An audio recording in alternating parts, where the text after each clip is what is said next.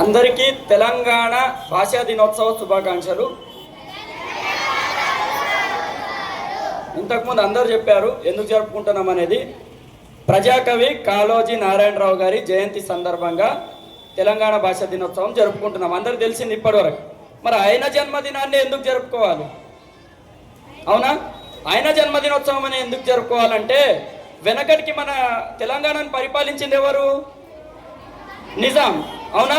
నిజాం రాజులు ఉన్నప్పుడు ఏ భాష ఉండే అధికార భాషగా? ఉర్దూ భాష ఉండే. నిజాం అంటే ఏంది?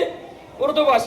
ఆ ఉర్దూ భాష ఉన్న సమయంలో కూడా తెలంగాణలో తెలంగాణ ప్రజలు ఉన్నారు. ఆ ప్రజలు పడుతున్న అవస్థలు ఏంటి? తెలంగాణ భాష ఎటు అనగదొక్కబడుతుంది, తెలంగాణ భాషను ఎలాగైనా సరే చిగురించాలి, ప్రజల్లో ఉద్యమం లేపాలని చెప్పేసి తెలుగు భాష కోసం పోరాడిన ప్రజాకవి ఎవరు?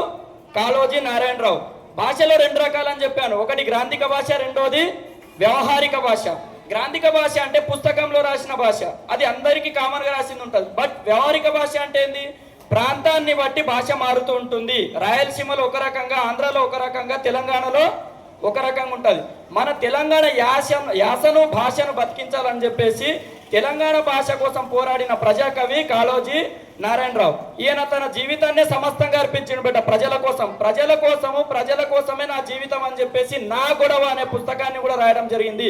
నా గొడవ అంటే ప్రజలు పడుతున్న ఇబ్బందులను, ప్రజల్లో జరుగుతున్న గొడవలను తన గొడవగా భావించి నా గొడవ అనే రచనను రాయడం జరిగింది. ఆయన చెప్పిన కొన్ని నినాదాలు ఉన్నాయి బిడ్డ, చూసుకోండి.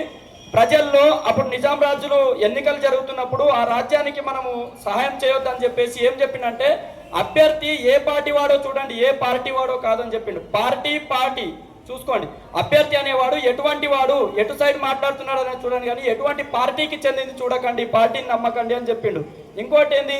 ఆ అభ్యర్థి ఏ టోపీ పెట్టుకున్నాడో చూడకండి, ఇప్పటి వరకు మనకేం టోపీ పెట్టిండో అది చూడండి అని చెప్పేసి చెప్పాడు. అటువంటిది ఇంకోటి ఏమన్నాడు? పుట్టుక నీది నిజం. ఇంకేమన్నాడు? పుట్టుక నీది, మరణం కూడా నీదే, కానీ బతుకంత ఎవరిది? దేశానిది అని చెప్పిండు. అంటే మీ సర్వస్వం అంతా దేశానికి సేవ చేయాల్సిందే, నా జీవితం అంతా దేశానికి అర్పిస్తున్నా, నా తెలంగాణ భాష కోసము తప్పకుండా పోరాటం చేస్తా అన్నాడు. అన్య భాషలు నేర్చి తెలుగు రాదంటూ నకిలించుచుంటివా ఓ తెలుగోడా అన్నాడు. అన్య భాషలు నేర్చినావు, ప్రతి భాష నేరు వద్దంటలేను, ఆంగ్లం నేరు, హిందీ నేరు, అన్ని భాషలు నేరు, కానీ నా భాష రాదని చెప్పేసి సిగ్గుపడుతున్నావు ఓ తెలుగోడా అంటున్నాడు. అంటే మన తెలుగు భాష, మన మాతృభాష అనేది కన్న తల్లి లాంటిది. కన్న తల్లిని మరుస్తామా?